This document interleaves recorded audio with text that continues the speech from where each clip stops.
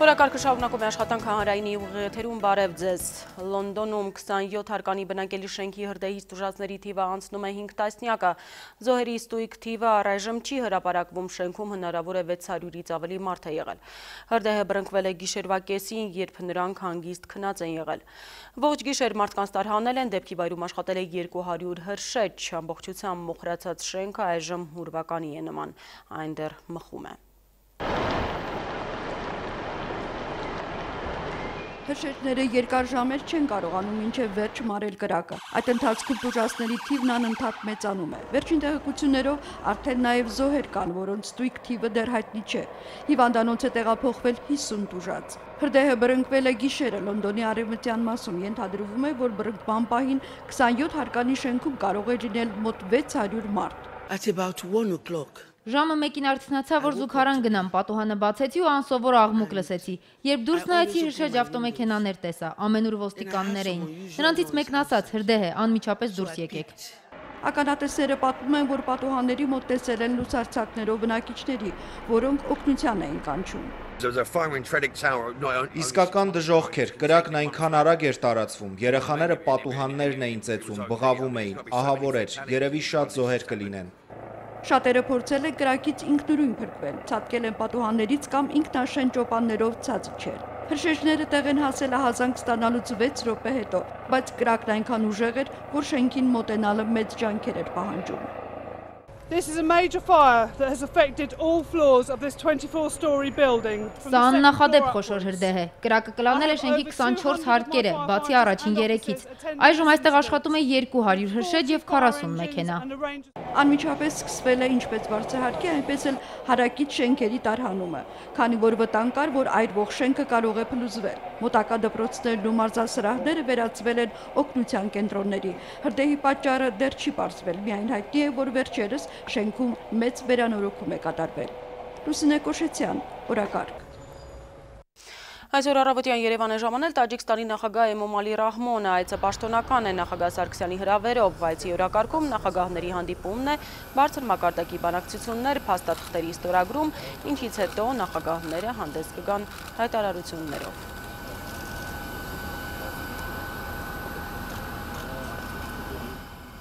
Երևանի կենտրոնից առաջին ավտոբուսն է ուղևորվել Զվարթնոց օդանավակայանն, առաջին ուղևորները Հայաստանից մեկնողները չեն եղել, այլ տրանսպորտային գերատեսչության աշխատակիցներն ու լրագրողները։ Փոխարենը ավտոբուսը օդանավակայանից Մոսկվա-Երևան չվերթով ժամանած առաջին հյուրերին է բերել Հանրապետության հրապարակ։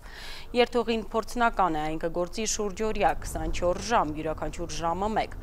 Ավտոբուսներն ու միկրոավտոբուսները կահավորված են օդորակիչներով և օդափոխիչներով։ Փոխադրավարձը մեկ ուղևորի համար 300 դրամ է։ Երևան Զվարթնոց օդանավակայան և հակառակ ուղղությամբ ուղևորափոխադրումները կանոնակարգել է վարչապետի հանձնարարականն է։ Այս երթուղին կազմակերպելով մենք իհարկե առաջին հերթին լուծում ենք Հայաստան ժամանող մեր քաղաքացիների և մեր հյուրերի կահավորված ժամանակակից տրանսպորտային միջոցներով և մատչելի գնով Երևան հասնելու հնարավորությունը։ Սահմանադրական դատարանը վարույթ է ընդունել Գյումրիում Ավետիսյանների ընտանիքի սպանության գործով տուժողի ներկայացրած դիմումը, որով վիճարկվում է քրեական դատավարության օրենսգրքի այն դրույթը, որի ուժով տուժողների քաղաքայցը թողնվել էր առանց քննության։ Գործով դատավարության պատասխանող կողմ է ներգրավվել ազգային ժողովը։ Նշեմ, որ Շիրակի մարզի ընդհանուր իրավասության առաջին ատյանի դատարանը հրաժարվել է ընդունել Ավետիսյանների իրավահաջորդների հայցադիմումը, որով նրանք Ռուսաստանից պահանջում էին 450,000 եվրոյի բարոյական փոխհատուցում։ Վերաքննիչ և վճռաբեկ դատարանները ևս դիմումը վարույթ չէին ընդունել։ Սուտ մատնության դեպքերի կտրուկ աճ են արձանագրում իրավապահները, հատուկ քննչականում փաստում են վերջին 3 տարում դրանց թիվը կրկնակիցել է, ավելի շատացել։ Որն է պատճառը և ինչպես են իրավապահները պայքարում հանցագործության մասին սուտ տեղեկություններ տվողների դեմ։ Սիրանուշ Մուրադյանի ռեպորտաժում։ Մատների առավելագույն արագությունն է գործի դրել հատուկ գործերի քննիչը, որ հասցնի նրա հաղորդած բոլոր տեղեկությունները գրանցել, բայց դրանք սուտ են։ Ասում ես դու չես, ասում ես եմ, ասում ես դու չես։ Սուտ մատնիչների կտրուկ աճ կա, քննիչները գլուխ են կոտրում, ինչ անել։ Մոլորեցնել ու խաբել փորձելով սուտ այլափոխված տեղեկություններ են տալիս իրավապահներին, ինչը քրեորեն պատժելի է։ Նույնիսկ այդ մասին նախազգուշացվելուց հետո փորձում են պաշտպանվել մեղադրանքից, խուսափել քրեական պատասխանատվությունից եւ պատժից, փորձում են վրեժ լուծել։ Սուտ մատնությունը լինում է հասարակ եւ որակյալ։ Հասարակը ծանրացնող հանգամանքներ չունի, որակյալը ծանրացնող հանգամանքներով է, պարզաբանում է հատուկ կարևոր գործերի ավագ քննիչ Գոռ Միքայելյանը։ Որակյալը վերաբերվում է, երբ օրինակ անձը մեղադրում է ծանր կամ առանձնապես ծանր հանցագործություն կատարելու մեջ։ Ես ասում եմ, որ Գոռը մարդ է սպանել։ Այո, օրինակ։ Կամ Գոռը որևէ մեկին խոշտանգել է։ Ահա։ Իսկ հասարակը, եթե օրինակ Գոռը գողություն է կատարել, գողություն է կատարել կամ ինչ-որ մեկին ծեծել է։ Նոբարաշենից շտաբ հարցազրույցին հասած մյուս ավագ քննիչը գործի մանրամասներ է ներկայացնում։ Հենց նոր է պարզել, Վահանը հաղորդում է տվել, թե ոստիկանության աշխատակիցներն իրեն խոշտանգել են, նրանց ճնշմամբ է ցուցմունք գրել ընկերոջ դեմ։ Հարվածներ են հասցել տարբեր մարմնի տարբեր մասերին։ Վահանի տեղեկությունները սակայն հերքվել են, Հենզելը ինքն է խոստովանել, որ թմրանյութ է վաճառել Վահանին։ Սա էլ վախենալով թերևս, որ իր տված կեղծ ցուցմունքը կբացահայտվի, ներկայացել է հատուկ քննչական ծառայություն նոր ինֆորմացիայով։ Իրականում իր տված հաղորդումը սուտ է։ Սուտ մատնություն մի կատարեք։ Նախատեսվում է մինչև 5 տարի ազատազրկում։ Վահանին մինչև 5 տարի է սպառնում, սա որակյալ հանցակազմով մատնություն է, ոստիկաններին մեղադրելով առանձնապես ծանր հանցագործության խոշտանգում կատարելու մեջ, փորձում էր նրանց ճաղերի ետևն ուղարկել մինչև 12 տարի։ Հասարակ մատնության պատժաչափը 2 տարի ազատազրկումն է։ Որակյալ ու հասարակ մատնությունները մեկը մյուսի հետ մրցակցում, բայց չեն հաղթում իրար, նույն մակարդակի վրա են։ 2015-ին սուտ մատնության 21 քրեական գործ է քննվել, 2016-ին դրանց թիվը ավելի քան կրկնակի է աճել, հասնելով 44-ի։ 2017-ին ավելի կտրուկ աճ է գրանցվել։ Առաջին 6 ամիսներին 36 քրեական գործ է քննվել, այնինչ անցած տարվա նույն ժամանակահատվածում դրանք 26-ն են եղել։ Իրավապահներն անհանգստացած են, սուտ մատնիչներն ամենատարբեր հնարքների են դիմում արդարացնելու խաբեբայությունը։ Ես ի վիճակի չեմ եղել, մենակ տվել են ստորագրել եք։ Որ ցույց տասի, տեսեք, ես ովքիներին ցույց տալու համար։ Իմ քրեակատարական, դե գիտեք, մեր թիմ կար, դու գրել ես ինչի վրա եւ այլն։ Ինքը պետք է արդարանա ինչ-որ։ Լրագրողները հատուկ քննչականից առանց քրեական օրենսգրքի չեն հեռանում։ Հոդվածներով մանրամասն ազդարարելու սպառնալիքը սուտ ազդարար մեր օրերի Պավլիկ Մորոզովներին։ Սիրանուշ Մուրադյան, Հակոբ Թումանյան, օրակարգ։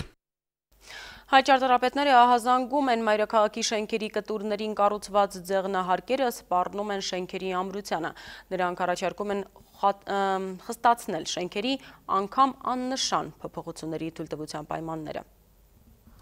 Բազմաբնակարան շենքը ձեր առանձնատունը չէ, այլ ընդհանուր սեփականություն, որտեղ պետք է պահպանվեն համակեցության կանոնները։ Ճարտարապետներն արդեն հոգնել են Երևանի ներդաշնակությանն ու սեյսմիկ անվտանգությանը սպառնացող ձեղնահարկերի, շենքերի տանիքների ցածրաճաշակ ու ոչ անվտանգ կառույցների առիթով հնչող այս հիշեցումից։ Մանավանդ որ շենքերի սեյսմիկ ռեսուրսը 7 բալն է եւ ցանկացած աննշան բեռ վտանգում է ամբողջ շենքը։ Շատ շենքեր կան, որոնք արդեն գերլարված են այսօր։ Հայաստանում 420 բազմաբնակարան շենք 3-րդ աստիճանի վթարային է եւ ըստ մասնագետների չի դիմակայի 5-ից 6 բալանոց երկրաշարժի, եւս 26-ը 4-րդ աստիճանի է, պետք է քանդվի ու նորից կառուցվի։ Սա կարժենա $900 միլիոն, իսկ մինչեւ 91-ը կառուցված ամբողջ բնակարանային ֆոնդը արդի սեյսմիկ անվտանգության նորմերին բերելու համար կպահանջվի $35 միլիարդ։ Հիմա սեյսմիկ վտանգը գիտեք, դարել է 3 գոտի մինչև 8-ից 9 եւ ավելի բալականության։ Եթե հաշվում եմ $500-600 մեկ քառակուսի մետրի ուժեղացման, մոտավորապես 32-ից 35 միլիարդ գումար է պետք։ Քաղաքի գեղագիտական դեֆորմացիաները շտկելու համար ճարտարապետներն առաջարկում են փորձնական ծրագիր, ստեղծել համայնքային ընդհանուր կատալոգներ եւ էսքիզային նախագծեր։ Մանավանդ շենքերի ֆասադների անգամ աննշան փոփոխությունները պետք է կատարվեն շինթույլտվությամբ եւ պետք է խստացվի նորակառույցների վերահսկողությունը, որոնք մշտապես խախտում են քաղաքաշինական խորհրդի պահանջները։ Օրինակի համար Կոմիտասի վրա Շիրվանզադեի դպրոցի մոտ քաղաքաշինության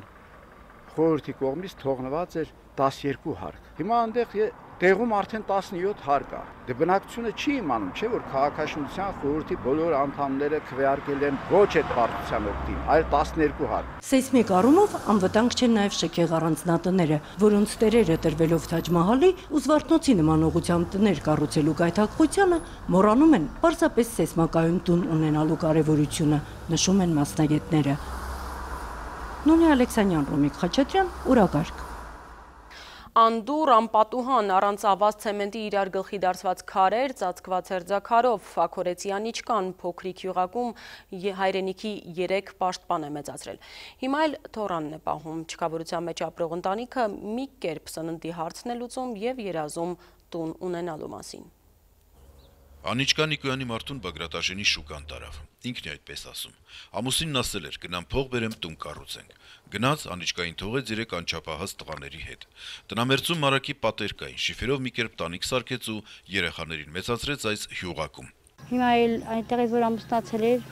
այդ երեխան որ տնվեց հարցս թողեց հեռացավ։ Փոքրիկ առանց պատուհանների տան առաստաղը մրոտ շիֆերներն են, 5 հոգով, որից մեկը 4-ամյա թոռնիկը քնում են 2 մարճակալի վրա։ Հողե հատակ, դռան փոխարեն մի քանի տախտակ ու պատերին բազմաթիվ անցքեր։ Զմռվա սառնամարիքներին իսկի մենք մեր տների միջին ասում ենք սենց ցուրտ է, բա դա ոնց է պահում այդ երեխան, ոնց հապրում։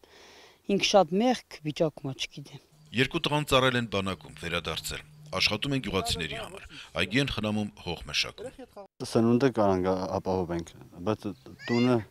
այդ մի քիչ դժվար բան է, չեն կարող։ Մեր աշխատանքով չեն կարող տուն առնենք։ Խոհանոցը, բաղնիկը, դատարկ հին պարկերով առանձնացված այս անկյունն է։ Արկադին չի էլ կարող մտածել ամուսնանալու մասին։ Ամուսնանալ չի կարող նաև 23-ամյա զորացրված եղբայրը։ Բազմաթիվ խնդիրներ են այստեղ առաջանում հենց տվյալ երեխայի մոտ, հա, այսինքն ինքը տվյալ դեպքում որպես երեխա շատ չի հասկանում, բայց ինքը բազմաթիվ խնդիրներով է այսօր հետ մեծանալու, եթե շարունակի բնակվել այդ տնակում։ Տան կրտսեր որդին 13 տարեկան է։ Մեծ եղբոր հետ հանդում ուտելի բույսեր են հավաքում։ Տան միակ նորիրը այս հեծանիվն է, որ փոքրիկի համար Լեհաստանից են ուղարկել։ Հրաչյա Պապինյան, Արման Տիտանյան, օրակարգ։ Այսօր աշխարհը նշում է արյան դոնորների միջազգային օրը ի պատիվ հունիսի 14-ին ծնված ավստրիացի բժիշկ Կարլ Լանշտեյների։ Հենց նա է հայտնագործել մարդու արյան խմբերը։ Մեր երկրում արյունը հիմնականում հավաքում են փոխհատուցվող դոնորներից, կամավոր դոնորների թիվը քիչ է։ Այսօր սակայն ինքնակամ դոնոր են դարձել եւ արյունատվության ակցիայի մասնակցել ազգային ժողովի падգամավորները։ Արյուն կհանձնել նաեւ բժշկականի ուսանողներն ու դասախոսները Հերացի հիվանդանոցային համալիրի նորաբաց արյունաբանական կետում։ Այս մասին մեր հետագա թողարկումներում։ Ամերիկյան Ատլանտա քաղաքի մոտ 2 կալանավորներ սպանել են իրենց տեղափոխող պահակայիններին եւ փախել։ Նրանցից մեկը 24 տարեկան է, մյուսը 43։ Կալանավորներին տեղափոխել են հատուկ ավտոբուսով, որտեղ նրանք նստած են եղել վանդակացանցով տարանջատված մասում։ Թե ինչպես են նրանց հաջողվել խլել պահակայինների զենքը եւ կրակել նրանց վրա, առայժմ անհայտ է։ Այժմ քննիչները հարցաքննում են նույն ավտոբուսում գտնվող մյուս 31 կալանավորներին։ Առեղծվածային միջադեպի հետաքննությանը կօգնեն նաև ավտոբուսում տեղադրված տեսախցիկի տվյալները։ Միացյալ Նահանգների նախագահը դարձել է նաև պիեսի հերոս։ Այս տարի հանրային թատերական ընկերությունը Շեքսպիրի Հուլիոս Կեսարը ներկայացրել է իր մեկնաբանությամբ։ Ներկայացման հերոսը նման է նախագահ Թրամփին, որին բեմի վրա ծեծում են, ապա դանակահարում։ Պիեսը ցուցադրվել է Նյու Յորքի կենտրոնական զբոսայգու բացօթյա թատրոնում։ Արձագանքները տարբեր են, շատերը այն համարում են ճաշակից զուրկ ներկայացում, Bank of America կազմակերպությունն էլ հրաժարվել է հովանավորչությունից։ Հռոմի իշխանությունները որոշել են քաղաքի զբոսաշրջության կարևոր վայրերից մեկը պաշտպանել հենց զբոսաշրջիկներից։ Հռոմի քաղաքապետի որոշումներով զբոսաշրջիկներին արգելվում է քաղաքի կենտրոնի շատրվանների մոտ վրաններ խփել, ճաշկերույթ կազմակերպել, լողանալ ջրավազանում, նստել պատմական մարմարե շատրվաններին։ Օրենքը խախտողներին սպառնում է մինչև 240 եվրո տուգանք։ Այսքանը իրադարձությունների շարունակեք հետևել հանրայինի եթերում, մեր հաջորդ թողարկումը ժամը 17-ին է։ Կհանդիպենք այժմ։